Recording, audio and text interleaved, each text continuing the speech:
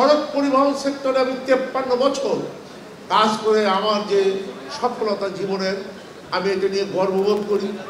বঙ্গবন্ধু কিভাবে মানুষকে উজ্জীবিত করেছিলেন মুক্তিযুদ্ধের জন্য, সেই দৃশ্য দেখে আমি অভিভূত হয়ে পড়েছিলাম। সেই মৎস্যজীবীদেরকে বঙ্গবন্ধুর কন্যা জয়ন্তী শেখ হাসিনা আজকে সংগঠিত করছেন আপনাদের মাধ্যমে। শুধু শহরে নয়, আপনারা যদি চট্টগ্রামে যান, সকালে সূর্যোদয়ের আগে আপনারা যদি সাগর পাড়ে ওই কর্ণফুলী নদীর পাড়ে যান, চট্টগ্রাম বন্দরের পাশে শত শত ট্রলারে মাছ, হাজার হাজার লক্ষ লক্ষ মাছ সেখানে। আর সেখানে দেখবেন সেই মৎস্যজীবীরা অন্তত কম করে হলো 10,000 মৎস্যজীবী ওইখানে তারা মাছের সঙ্গে যুক্ত।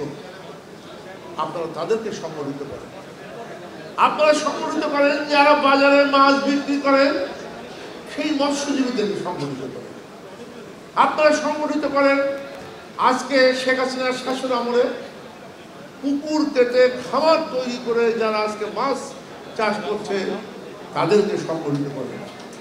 আপনাদের মতো আমিও কিন্তু একটি সেক্টরে আমি কাজ করি, আমি সড়ক পরিবহন সেক্টর, বিশেষ করে শ্রমিক সেক্টরে আমি কাজ করি।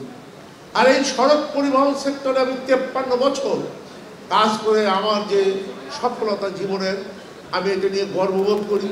ওয়ালটন ফ্রিজ কিনে অনেকের মতো আপনিও হয়ে যেতে পারেন মিলেনিয়াল, সেরা পণ্যের সেরা অফার। 3টা ফেডারেশন ছিল এই সেক্টরে। আমি আমার কাজের মধ্য দিয়ে, আন্দোলন সংগ্রামের মধ্য দিয়ে সমস্ত ফেডারেশনগুলোকে আজকে ঐক্যবদ্ধ করে বাংলাদেশ সড়ক পরিবহন শ্রমিক ফেডারেশন প্রতিষ্ঠা করতে চলেছে।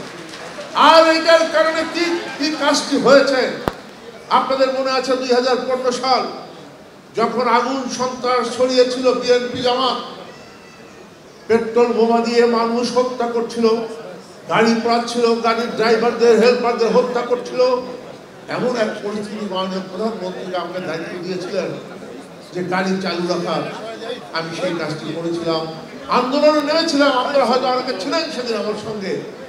সেই শ্রমিকদের আন্দোলন এমনভাবে সৃষ্টি করেছিলাম, সেই শ্রমিক আন্দোলন, গার্মেন্টস শ্রমিক, পরিবহন শ্রমিক, বিভিন্ন অফিস আদালতের কর্মচারী, তারপরে অন্যান্য সেক্টরের শ্রমিক, মুক্তিযোদ্ধা, সকলকে ঐক্যবদ্ধ করে সেই আন্দোলন সৃষ্টি করেছিলাম।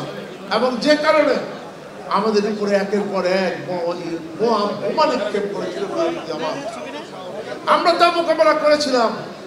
93 দিন পরে খালেদা জিয়া বাধ্য হয়েছেন তার অফিস থেকে বাড়ি ফিরে যেতে।